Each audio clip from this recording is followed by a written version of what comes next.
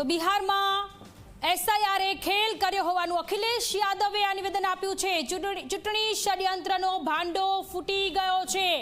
સરનો ખેલ યુપીમાં નહીં થવા દઈએ। અખિલેશ યાદવે બિહારમાં જે રીતે એનડીએની સરકાર બની છે તેને લઈને ચૂંટણીમાં ષડયંત્ર થવા હોવાની વાત કરી છે અને ભાંડો ફૂટી ગયો હોવાનું ટ્વીટ અખિલેશ યાદવે કર્યું છે અને લખ્યું છે કે बिहार में एसआईआर ने जो किया है वो बंगाल, तमिलनाडु, यूपी और बाकी जगह पर अब नहीं हो पाएगा क्योंकि इस चुनावी साजिश का अब भांडाफोड़ हो चुका है।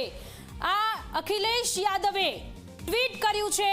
જેવી રીતે બિહારમાં એનડીએની સરકાર બની છે અને ત્યાર પછી અખિલેશ યાદવે આ ટ્વીટ કર્યું છે કે એસઆઈઆરનો ભાંડો ફૂટી ગયો છે। પશ્ચિમ બંગાળ, તમિલનાડુ, યુપી અને अन्य राज्यों में आ नहीं थवा दઈએ। चुनावी साजिश का अब भांडाफोड़ हो चुका है। आउट ट्वीट કર્યું છે અખિલેશ યાદવે।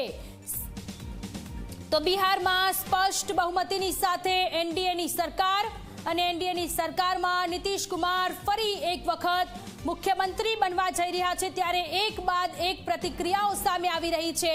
જેમાંની એક અખિલેશ યાદવ કે જેમણે પ્રતિક્રિયા આપી છે અને એસઆઈઆરનો ભાંડો ફૂટી ગયો હોવાની વાતનો ઉલ્લેખ કર્યો છે અને સાથે લખ્યું છે કે પશ્ચિમ બંગાળ, તમિલનાડુ, યુપી અને અન્ય જગ્યાઓ પર ચુનાવી સાજિશ એટલે કે ચૂંટણીમાં જે ખેલ થયો છે એ નહીં થવા દઈએ। આ પ્રકારનું સૂચક ટ્વીટ તેમના દ્વારા કરવામાં આવ્યું છે।